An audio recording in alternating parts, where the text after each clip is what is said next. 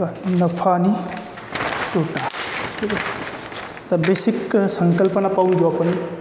नफा कशाला म्हणायचं, तोटा कशाला म्हणायचं. ओके,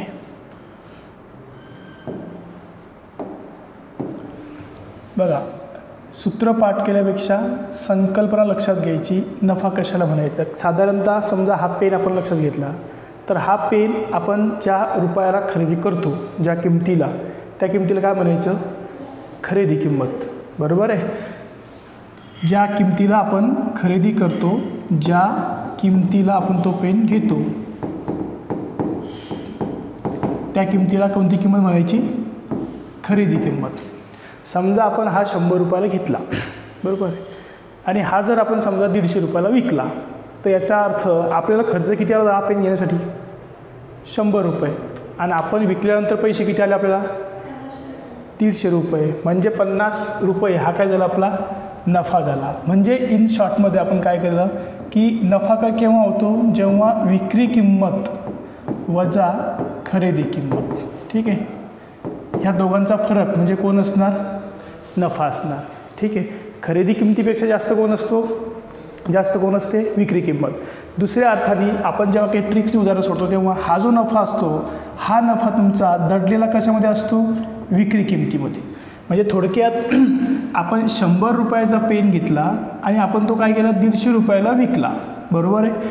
तर या 100मध्ये, या 150मध्ये 2 पार्ट आहे. एक आहे 100 आणि +50. म्हणजे या विक्री किमतीमध्ये ही खरेदी किंमत आणि हा कोण आहे, तुमचा नफा आहे. म्हणजे नफा हा समाविष्ट असतो कोणत्या किमतीमध्ये, विक्री किमतीमध्ये. कोणत्या किमतीमध्ये असतो, विक्री किमतीमध्ये. बरोबर आहे. म्हणून हे लक्षात ठेवायचं. पुढे शॉर्टकट उदाहरण जे आपण सोडतो तेव्हा आपल्याला नफा कशामध्ये इन्क्लूड असतो, तर विक्री किमतीमध्ये. आता तोटा कशाला म्हणायचं बघा.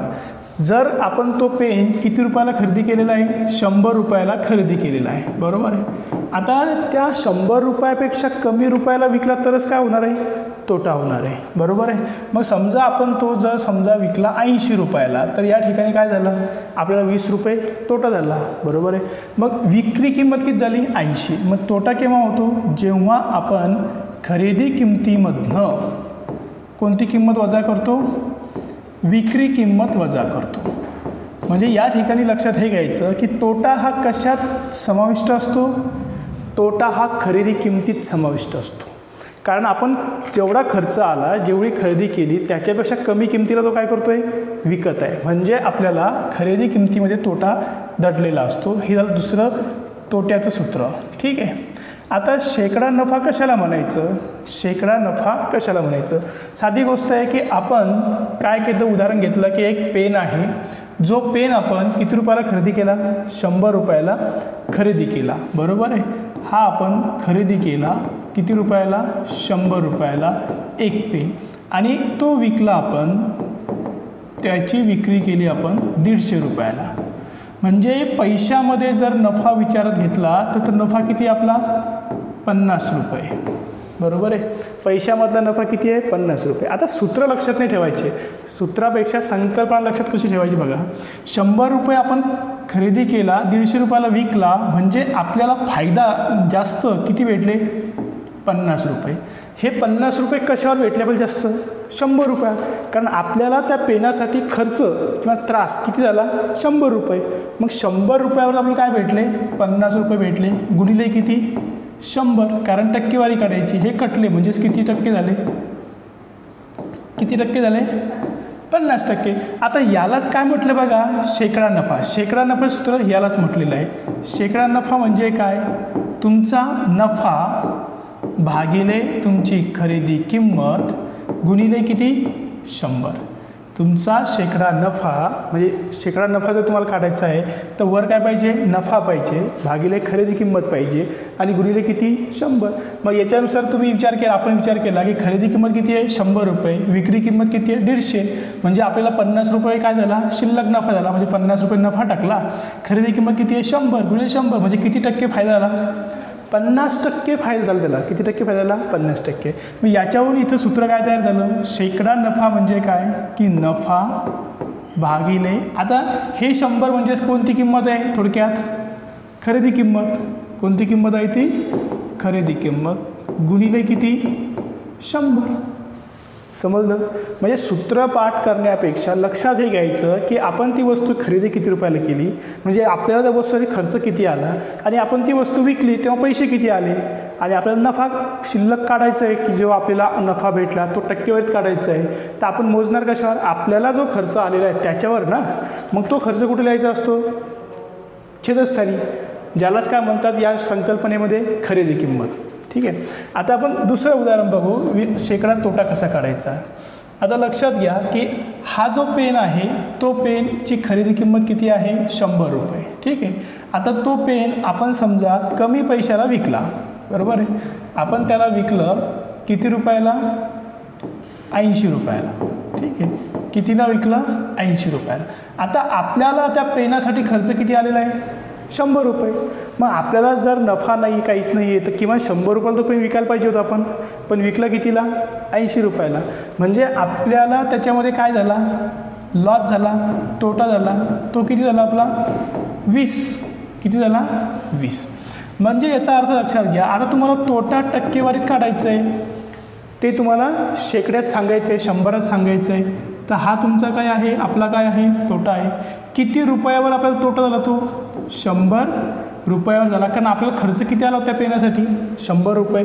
गुणिले किती करायचे, 100 कटले म्हणजेच किती आले 20. म्हणजे आपला जो काही शेकडा तोटा होता तो किती झाला 20%. आता यालाच या ठिकाणी काय म्हटलं आपण थोडक्यात, 20 म्हणजे काय झाला आपला तोटा झाला, बरोबर आहे. याला काय म्हटलं आपण, खरेदी किंमत म्हटलं.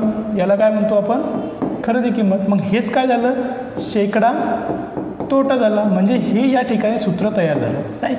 मग शेकडा तोटा सूत्र काय होतं, शेकडा तोटा बरोबर या ठिकाणी काय असतो, तोटा भागिले काय येणार, खरेदी किंमत गुणिले किती येणार 100. हे त्याचं सूत्र तयार झालं. पण सूत्र पाठ करण्यापेक्षा लक्षात काय ठेवायचं की आपण जेवढ्या रुपयाला ती वस्तू खरेदी करतो त्याच्यापेक्षा जर कमी रुपयाला ती वस्तू विकत असू तर आपल्याला काय होतो, तोटा होतो. मग आपण आपला जो खर्च होतो त्याच्यावर तो कॅल्क्युलेट करणं गरजेचं असतो.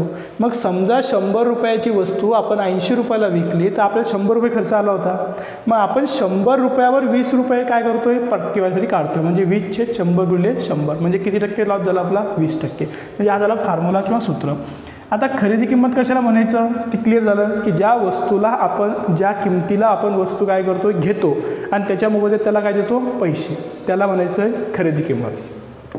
विक्री किंमत कशाला म्हणायचं की ज्या किमतीला ती वस्तू आपण दुसऱ्याला विकतो आणि त्याच्या मोबदल्यात काय घेतो, पैसे, त्या किमतीला काय म्हणायचं, विक्री किंमत. लक्षात घ्या, ना नफा ना तोटा हा कशात इन्क्लूड असतो हे महत्त्वाचं आहे. खरेदी किमतीमध्ये कोण असतो, खरेदी किंमत काय असते, त्याची पर्चेसिंग प्राईस असते, बरोबर आहे.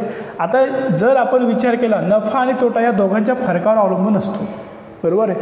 खरेदी किंमत जर जास्त असली विक्री किमतीपेक्षा तर काय होतो, तोटा होतो. आणि विक्री किंमत जर जास्त असली खरेदी किमतीपेक्षा तर काय होतो, नफा होतो. ठीक आहे. आता नंतरचा पुढचा भाग आहे की शेकडा नफा व खरेदी किंमत दिलेली असताना विक्री किंमत काढायची. बघा, शेकडा नफा आणि खरेदी किंमत दिली असताना काय काढायची आहे, विक्री किंमत. मला सांगा, कुठलाही व्यवसाय करताना, थोडक्यात ही व्यवसायाची संकल्पना आहे, व्यवसाय करताना आपल्याला पहिले काय करावं लागतं, काहीतरी खरेदी करावं लागतं, नंतर काय करावं लागतं, विकावं लागतं. मग या ठिकाणी लक्षात घेताना जर आपल्याला कोणती किंमत काढायची आहे, विक्री किंमत काढायची आहे. कोणती किंमत काढायची आहे, विक्री किंमत. मग खरेदी किंमत पहिले येते का विक्री किंमत पहिले येते, खरेदी किंमत पहिली येते, बरोबर आहे. मग विक्री किंमत काढायची म्हणजे नंतर येते ना. मग नंतर येते म्हणजे याचा अर्थ काय घ्यायचा की आपल्याला काय दिलं आहे, शेकडा नफा दिला आहे. मग या ठिकाणी काय करायचं आहे, 100 अधिक या ठिकाणचा जो काही तुमचा शेकडा नफा असेल तो शेकडा नफा टाकायचा, शेकडा नफा आणि भागिले करायचे 100. हे शेकडा नफ्यातले 100 गुणिले करायचे या ठिकाणी खरेदी किंमत. हे सूत्र या ठिकाणी तयार होतं. आता हे सूत्र पाठ करायचं का, नाही, सूत्र पाठ नाही करायचं. मग लक्षात काय ठेवायचं की विक्री किंमत ही नंतर असते ना. मग विक्री किंमत जर नंतर असते तर 100 कुठे घ्यायचे, नंतर घ्यायचे. नंतर म्हणजे कुठं, छेदस्थानी घ्यायचे. नंतर म्हणजे कुठे घ्यायचे, छेदस्थानी घ्यायचे, बरोबर आहे. आणि खरेदी आणि तो जो काही शेकडा नफा असेल तो कुठं घ्यायचा, वर घ्यायचा. आणि खरेदी किंमत जशीच्या तशी लिहायची गुणाकारामध्ये. यांनी काय भेटेल आपल्याला, विक्री किंमत मिळेल. याने काय मिळणार आपल्याला विक्री किंमत मिळेल. ठीक आहे. याच्यानंतर दुसरी पुढची संकल्पना आहे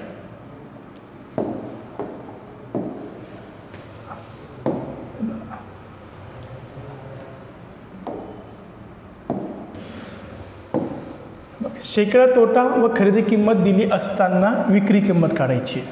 आता ही विक्री किंमत काढताना परत तीच गोष्ट लक्षात ठेवायची की विक्री किंमत ही केव्हा भेटते आपल्याला, नंतर भेटते का अगोदर भेटते. विक्री किंमत नंतर असते. मग विक्री किंमत नंतर असते म्हणजेच हे जे काही 100 आहे हे 100 इथं ठेवायचे.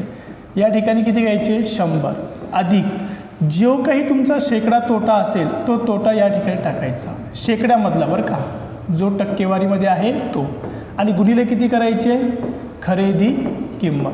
किती करायची खरेदी किंमत. समजलं. म्हणजे सूत्र पाठ न करता ज्या दोन किमती उपलब्ध आहे त्याच्यावर ठरवायचं की खरेदी किंमत काढायची का विक्री किंमत काढायची.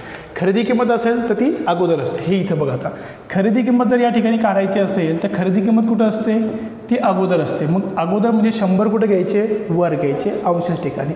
छेदस्थानी किती टाकायचे छेदस्थानी टाकायचे आपल्याला या ठिकाणी 100 अधिक तुमचा जो टक्केवारीमध्ये जो काही नफा तुम्हाला दिलेला आहे तो टक्केवारीचा नफा गुणिले या ठिकाणी कोणती किंमत घ्यायची विक्री किंमत. गुणिले काय करायचं विक्री किंमत. बरोबर आहे. तसंच इथं पण शेकडा तोटा जर काढायचा असेल खरेदी किंमत पाहिजे असेल तर परत या ठिकाणी काय करायचं 100 इथं घ्यायचे. इथं काय करायचे 100. हां तोट्यासाठी इथं चिन्ह कोणतं वापरायचं फक्त वजा चिन्ह वापरायचं. या ठिकाणी तोटा काढायचा म्हणजे तोटा इथं शेकडा तोटा टाकायचा.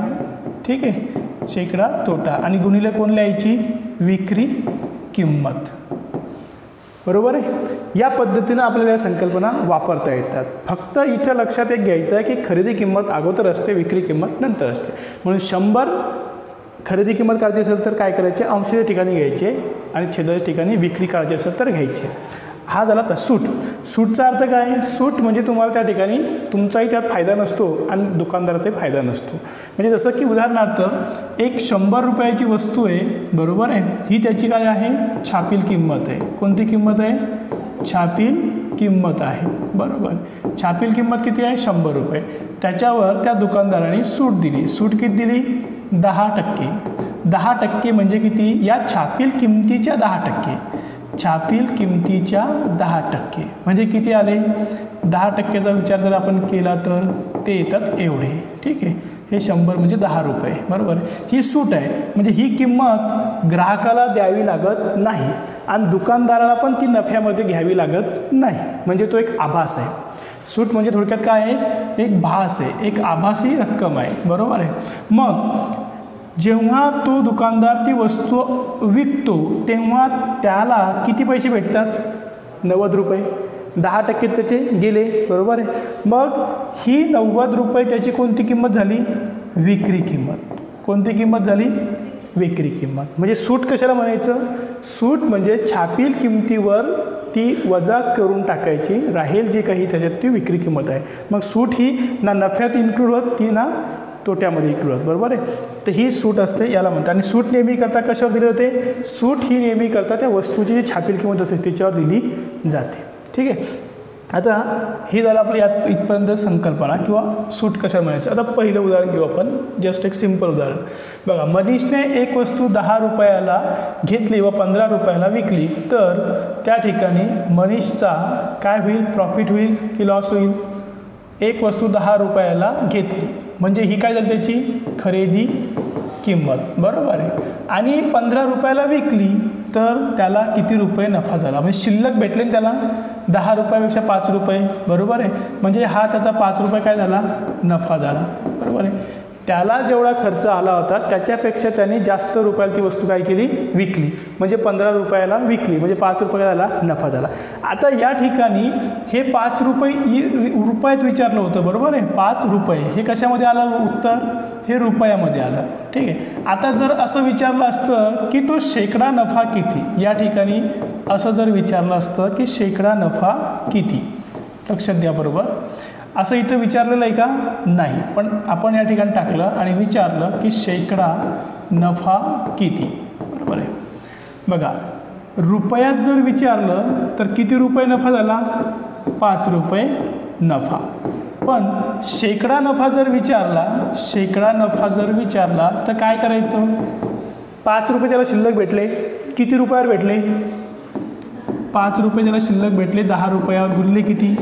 100. हा एक शून्य कटला, म्हणजेच त्याचा नफा किती टक्के झाला? 50%. म्हणजे शेकड्यावारीत जर विचारलं असतं तर त्याचा नफा किती आहे? 50%. आणि रुपयात जर विचारलं तर त्याचा नफा किती आहे? 5 रुपये. मग हा नफा नेहमी करता आपण टक्केवारीत काढतो तर कितीवर काढायचा? खरेदी किमतीवर काढायचा. कितीवर काढायचा तो? खरेदी किमतीवर काढायचा. ठीक आहे. त्यानंतर दुसरा प्रश्न.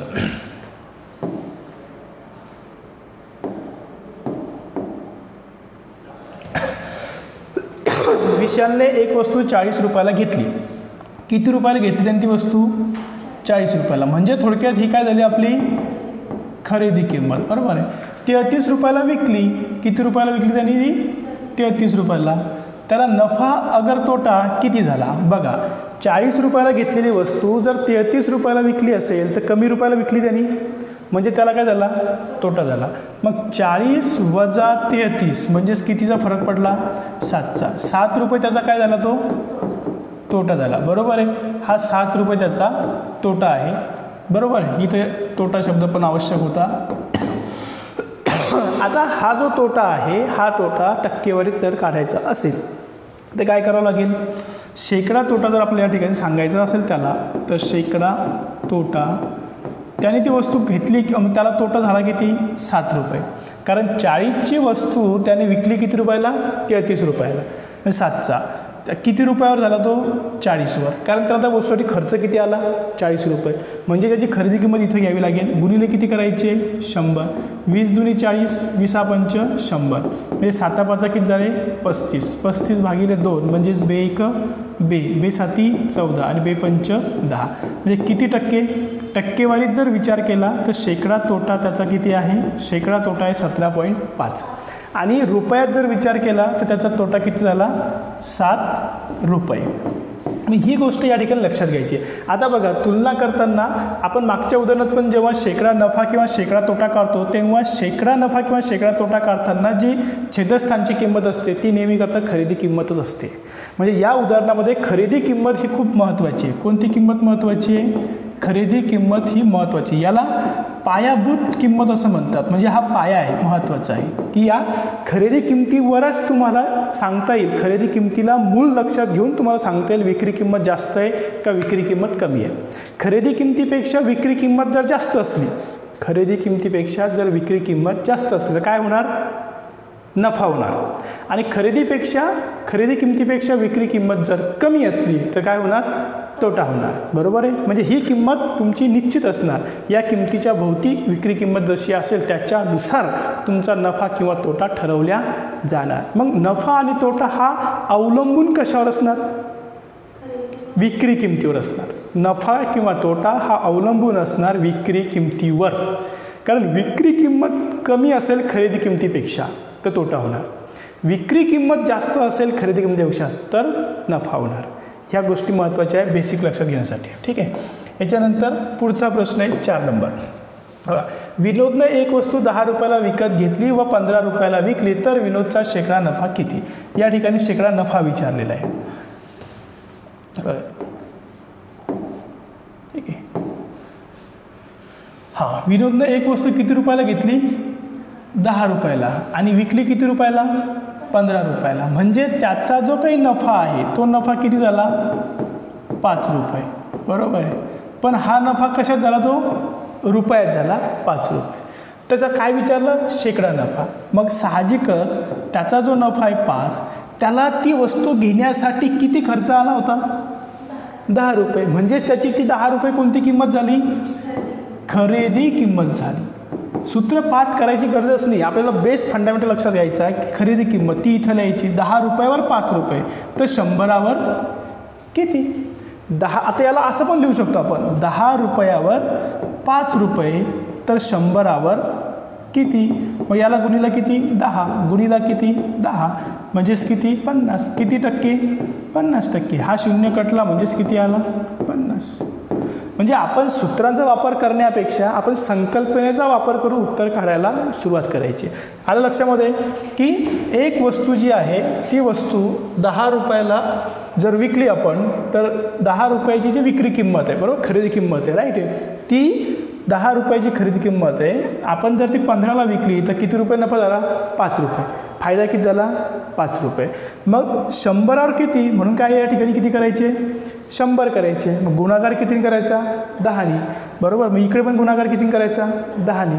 म्हणजे 100% म्हटलं की 50% त्याचा काही त्या ठिकाणी नफा होईल. समजलं कसं येतं? मग तुम्ही सूत्रात किंमत टाका किंवा असं सोडवा, संकल्पना एकच आहे. त्याच्यानंतर पुढचा प्रश्न आहे बघा. संदीपने एक वस्तू काय केलं आहे? संदीपने एक वस्तू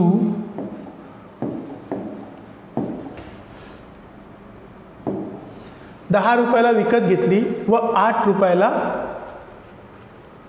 संदीपने एक वस्तू 10 रुपयाला विकत घेतली व 8 रुपयाला विकली. बघा प्रश्न म्हणजे शब्द थोडे काय केले? उलटसुलट वापरले. मग ही 10 रुपये काय झाली त्याची? विकत घेतली म्हणजेच कोणती किंमत झाली? खरेदी किंमत. विकत घेतली म्हणजेच कोणती किंमत झाली? खरेदी किंमत. आणि विकली म्हणजेच किती रुपयाला? 8 रुपयाला. ही काय झाली? विक्री किंमत, बरोबर आहे. तर त्याचा शेकडा नफा किंवा शेकडा तोटा आपल्याला काय करायचा आहे? काढायचा आहे. आता लक्षात घ्या, 10 रुपयाची वस्तू त्याने घेतली आणि किती रुपयाला विकली? 8 रुपयाला. मग त्याला 10 रुपयावर काय झाला? 10 रुपयावर त्याला काय झाला? 2 एवढा तोटा झाला. मग त्याचा 100 रुपयावर किती होईल? 10 गुणिले 10, याला 10ने गुणलं तर याला पण किती गुणायचं? 10ने. इथं किती येतील? 20. 100वर 20 म्हणजे किती टक्के? 20%. 20% काय झालं? त्याचा तोटा झाला. 20% काय झाला? तोटा झाला. आता हेच आपण सूत्रानुसार जर सोडवायचा विचार केला तर आपण काय करतो? शेकडा तोटा हे सूत्र लिहितो. बरं, शेकडा तोटा बरोबर या ठिकाणी काय लिहितो? तोटा. इथं भागिले काय लिहितो? खरेदी किंमत गुणिले किती? 100. तोटा किती झाला? 10 रुपयाची वस्तू 8 रुपयाला विकली म्हणजे किती रुपये? 2 रुपये तोटा. खरेदी किंमत किती? 10 गुणिले किती? 100. हे 0 कटले. 10 दुनी किती? 20 म्हणजे किती टक्के झाले? 20%. 20% त्याचा काय झाला? तोटा. मग हे असे सूत्र पाठ करून डोकं लावण्यापेक्षा एक कॉमन सेन्स किंवा लॉजिक आपण त्या ठिकाणी ठेवतो की 10 रुपयाची वस्तू आहे, 8 रुपयाला विकली म्हणजे 10 रुपयावर 10 रुपयाच्या भांडवलावर आपल्याला 2 रुपये काय झाले? कमी पडले, तोटा झाला. तर 100 रुपयावर किती? 20 रुपये. म्हणजे 10वर 2 तर 100वर 20. मग हे 10चे 100 कधी 10ने गुणलं, 2ला 10ने गुणलं की 20 येतात. मग तुम्ही ते वापरा की हे वापरा, पण त्याने उत्तरं काय होतात? लवकर सोपं जातं आणि समजायला सहज जातं या पद्धतीने. ठीक आहे, हे त्याला आपलं पुढचं उदाहरण. त्यानंतर विनोदने एक वस्तू 10 रुपयाला खरेदी करून 15 रुपयात विकली व राजूने एक वस्तू 20 रुपयाला खरेदी करून 25 रुपयाला विकली तर कोणाला जास्त नफा होईल?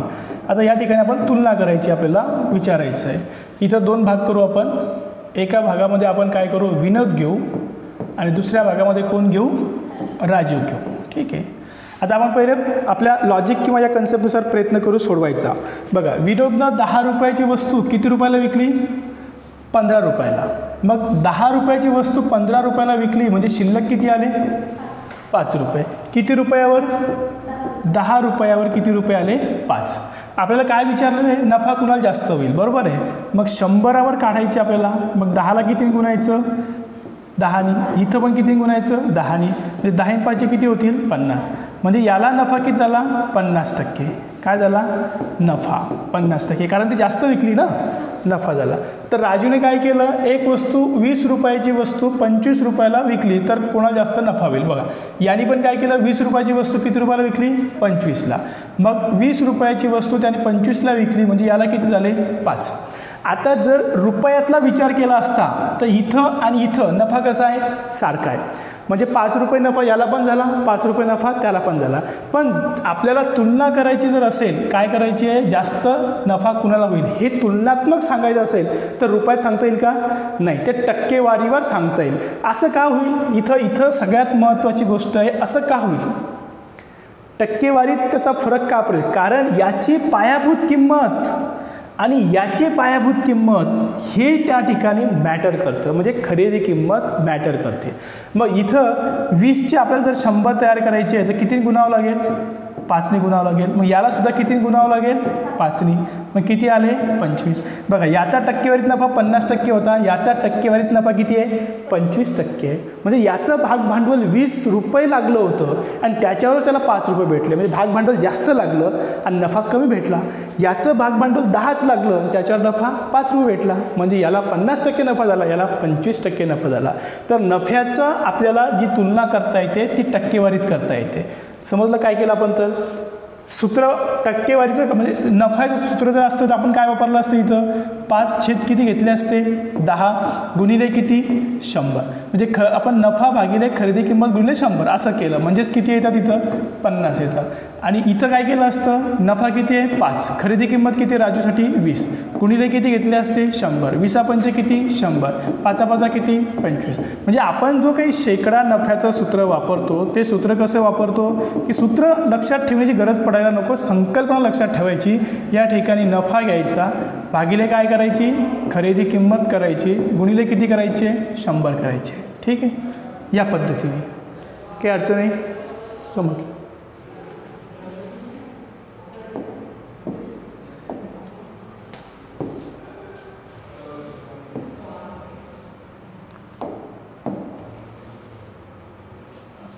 एका पुस्तक विक्रेत्याने काही पुस्तके 2520 रुपयास विकली तेव्हा त्याला 20% नफा झाला, तर त्या पुस्तकाची खरेदी किंमत किती? बघा, ही संकल्पना आहे. आपल्याला काय काढायचं आहे? आपल्याला काढायचं आहे खरेदी किंमत. काय काढायची आहे? खरेदी किंमत. बरोबर आहे, खरेदी किंमत काढायची आहे. दिलेली काय आहे? विकली, म्हणजे ही काय आहे? विक्री किंमत. बरोबर आहे, हा काय आहे? शेकडा नफा. आता लॉजिक काय लावायचं? आपल्याला खरेदी किंमत काढायची, म्हणजे खरेदी किंमत अगोदर येते का नंतर येते? अगोदर येते. जर खरेदी किंमत काढायची आणि खरेदी किंमत जर अगोदर येते तर इथं किती घ्यायचे? 100. नफा झाला म्हणून इथं काय करायचे? 120 गुणिले किती टाकायचे? 2520. सूत्र डोकं लावायचं नाही, फक्त एकच बाब लक्षात ठेवायची की खरेदी किंमत काढताना 100 वर यायला पाहिजे. आणि हे 100 कोणते असतात? हे 100 असतात या टक्केवारीचे. हे 100 कोणते असतात? या टक्केवारीचे, जे साईन असतं टक्केवारीचं ते. ठीक आहे, मग इथं हा 00 कटला, त्याच्यानंतर 2 पंच 10, 2 सग 12, 6 1 6, 6 चौक 24, साईन दुनी 12, 0 5ने त्याला गुणलं आपण तर 5 0 0, 5 दुनी 10, 5 चौक 20 आणि 1 21, म्हणजे त्याची खरेदी किंमत किती असायला पाहिजे? 2100 रुपये. ठीक आहे, सूत्र लक्ष झालं, संकल्पना लक्ष झाली. जर आपल्याला विक्री किंमत माहिती आहे, नफा माहिती आहे, शेकड्यामध्ये नफा आणि विक्री किंमत माहिती आहे, आपल्याला कोण काढायची आहे? खरेदी किंमत काढायची आहे. तर खरेदी किंमत कधी असते?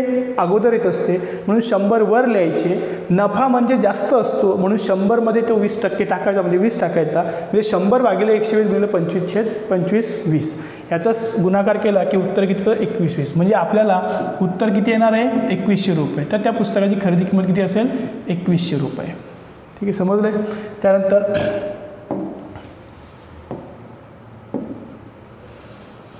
बघा, एक मोटरसायकल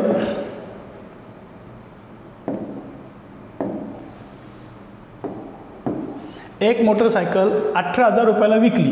किती रुपयाला विकली त्याने ती? 18,000. तेव्हा विक्रेत्याला 12.5 नफा झाला. तर त्या मोटरसायकलची खरेदी किंमत किती? परत तीच गोष्ट, कोणती किंमत काढायची आपल्याला? खरेदी किंमत काढायची आहे. बरोबर आहे, मग खरेदी किंमत ही अगोदर येते का नंतर येते? अगोदर येते, म्हणून या ठिकाणी किती लिहायचे? 100. नफा झाला म्हणजे जास्त झाले, म्हणजे इथे किती करायचे? 112.5 गुणिले किती करायचे? 18,000. साधी संकल्पना. खरेदी किंमत काढायची आहे म्हणून 100 वर घ्यायचे, नफा झाला म्हणून 100 मध्ये तेवढे मिळवायचे, म्हणजे 112.5 गुणिले किती? 18,000. आता इथलं दशांश चिन्ह काढायचं, म्हणजे वर एक 0 वाढवायचा, छेदस्थानी किती? 11.25 गुणिले किती करायचे? 18,000.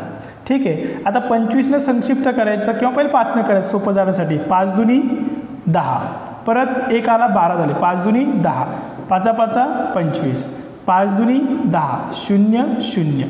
आता कितीने भाग द्यायचा पुढं?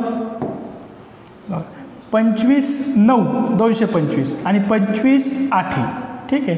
9 दुनी आणि हे इथं 0 म्हणजे 8 दुनी किती झाले 16 बरोबर 16,000. मग उत्तर किती येईल आपल्या या ठिकाणी 16,000. त्या वस्तूची किंवा त्या मोटरसायकलची जी खरेदी किंमत ती किती आहे 16,000.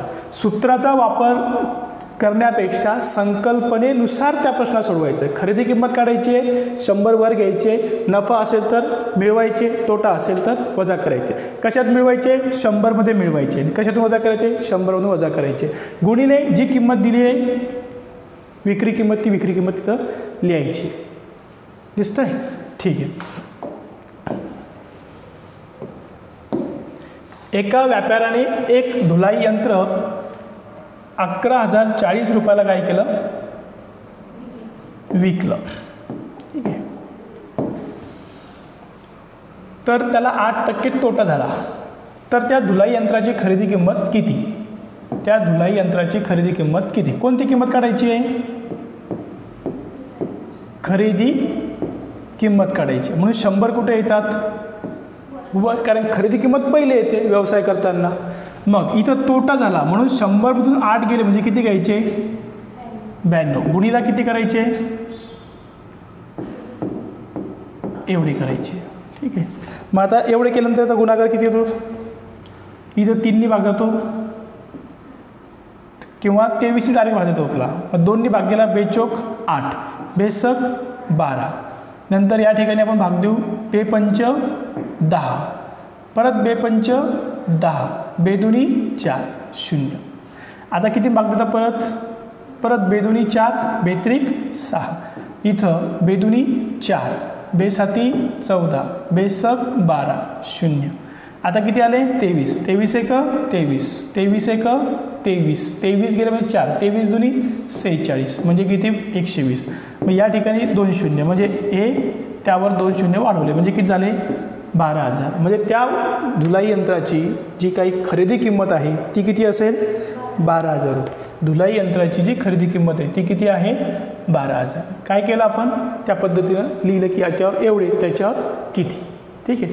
खरेदी किंमत होती म्हणून अगोदरची किंमत काढली म्हणजे अगोदर 100 घेतले तोटा होता म्हणून 100 ते 8 कमी केले गुणाकारात ते टाकले ठीक आहे. त्याच्यानंतर एक रेडिओ संच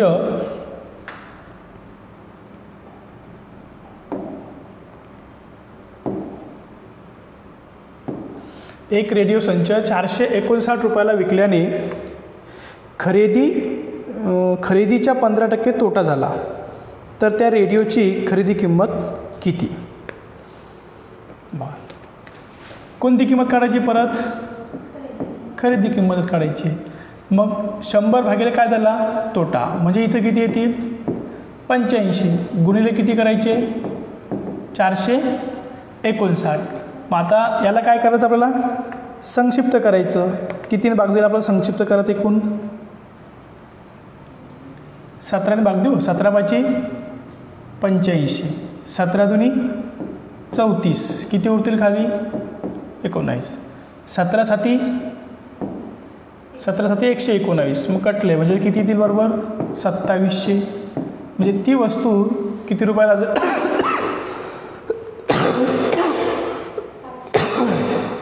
हां 5 राहिले आपल्याला एक सॉरी 1 मिनटं चुकलं आपलं ते कॅल्क्युलेशन चुकलं आहे.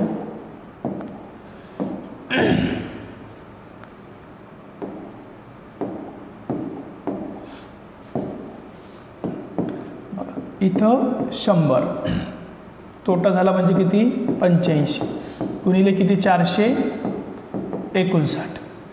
इथं काय करू आपण 17 पाची 85 17 दुनी 34 म्हणजे इथं किती उरतील 17 साती किती होणार आहे 119 साती 49 7 1 बरोबर आहे 17 साती कटले. नंतर हा 5 1 5 5 दुनी 10 मग 27 दुनी किती 54 म्हणजे किती झाले 540. 540 हे त्याचं काय राहील उत्तर राहील त्या वस्तूची खरेदी किंमत. त्या रेडिओला खरेदी करण्यासाठी 540 रुपये लागले होते ठीक आहे. खरेदी किंमत काढायची म्हणजे पहिले वर 100 लिहायचे खाली काय करायचे 100 वजा 15 करायचे गुणिले 459 करायचे ठीक आहे.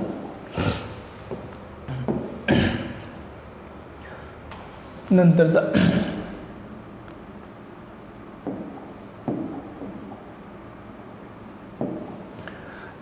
कुणालने एक घड्याळ 540 रुपयाला विकले तेव्हा त्याला 10% तोटा झाला. जर 20% नफा व्हावा अशी त्याची इच्छा असेल तर त्याने ते घड्याळ किती रुपयास विकावे. बघा, त्याने ते घड्याळ किती रुपयाला विकलं, एक्झॅक्ट 540 रुपयाला विकले, तेव्हा त्याला काय झाला, तोटा झाला. बघा, आणखी स्मार्ट वेने हा प्रश्न समजावून कसा घ्यायचा. बघा, 10% तोटा झाला म्हणजेच 90% किंमत त्याला काय झाली, मिळाली.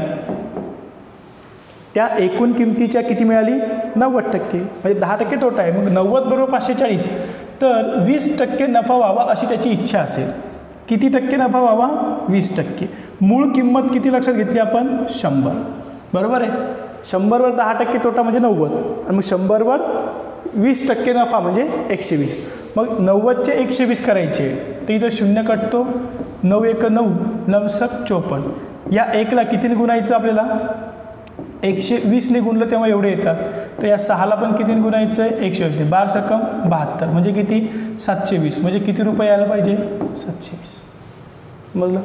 पहिले काय होतं की कुणालने एक घड्याळ 540 रुपयाला विकले, ठीक आहे, तेव्हा त्याला 10% तोटा झाला. म्हणजे ही जी किंमत भेटली त्याला 540, ही त्या किमतीची पूर्ण किंमत भेटली का, नाही, तर तोटा झाला ना. म्हणजे तोटा 10% काढला तर ते 90% बरोबर आहे. 90% बरोबर 540, तर 120 बरोबर किती, म्हणजे कारण का फायदा काढायचा आहे ना, म्हणून 90तून डायरेक्ट 120 करायचे म्हणजे 720. ठीक आहे. इथं 0 0 कटला, 9 1 9, 9 7 54. 1ला 120ने गुणलं, 6ला 120ने गुणलं, किती देईल, 720. समज इथपर्यंत. ठीक आहे.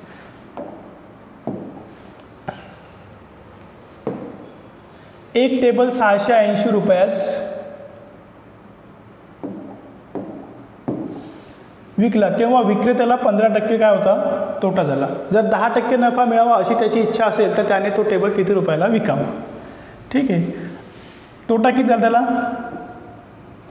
15%. मूळ किंमत किती लक्षात घ्यायची आपण, 100. 15% तोटा झाला म्हणजे 85% बरोबर ती किंमत आहे. 85 बरोबर किती घ्यायचे, 680. 85 बरोबर किती घ्यायचे, 680. मग इथं आता त्याला फायदा किती व्हायला पाहिजे, 10%. म्हणजे मूळ किंमत 100 आहे, 100वर 10% फायदा म्हणजे इथं किती यायला पाहिजे, 110. मग 17 पाहिजे किती होतील, 85. 17 चौक 68.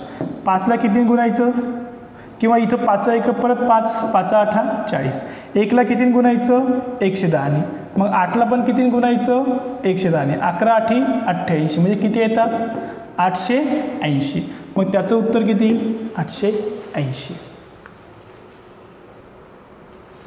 बघा, एक टेबल 680 रुपयास विकला तेव्हा विक्रेत्याला 15% तोटा होतो. 15% तोटा म्हणजे 85. बरोबर आहे. 85 बरोबर किती घ्यायचे, 680. ठीक आहे. त्याच्यानंतर 10% नफा मिळवा, मूळ किंमत किती आहे, 100. मग आता आपल्याला 10% नफा पाहिजे म्हणजे किती करायचे, 110. मग 17 5 85, 17 चौक 68. मग इथं 5 1 5, 5 8 40. मग 1ला कितीने गुणायचं, 110ने. तर 8ला कितीने गुणायचं, 110ने. 11 8 88 म्हणजे किती आले, 880. उत्तर किती यायला पाहिजे, 880. ठीक आहे.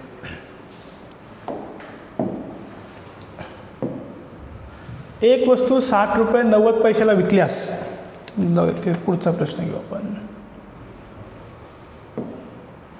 एक वस्तू 68 रुपयाला विकल्यास 15% तोटा होतो. बरोबर आहे. तर 16% नफा हवा असेल तर ती वस्तू किती रुपयास विकावी. 68 रुपयास विकली तेव्हा तोटा किती झाला, 15%. म्हणजेच थोडक्यात 85 बरोबर किती झाले, 68. 17 5 85, 17 चौक 68. आपल्याला नफा किती पाहिजे, 16% पाहिजे. म्हणजे किती करायला पाहिजे आपण, 116. बरोबर आहे. 68 रुपयाला विकलेस तेव्हा 116. त्याला कितीने गुणणं गरजेचं आहे मग आता तेवढं उत्तर येण्यासाठी. इथं किती आणायचे आपल्याला 116 आणायचे. याला आपल्याला गुणावं लागेल 116/5ने. तर यालासुद्धा कितीने गुणावं लागेल 116/5ने. मग 4 × 7 = 24, 4 × 1 = 4, 5 × 6 = 4 × 1 = 4, इथं परत 5, मग 5 × 9 = 45, नंतर 5 × 2 = 10, 5 × 8 = 40. म्हणजे ती वस्तू आपल्याला विकावं लागेल 90.80 रुपयाला, 92.80 रुपयाला. ठीक आहे. इथं फक्त थोडंसं अपूर्णांक आल्यामुळे आपल्याला अशा स्वरूपात त्याचा गुणाकार करून उत्तर सांगता येईल. त्याच्यानंतर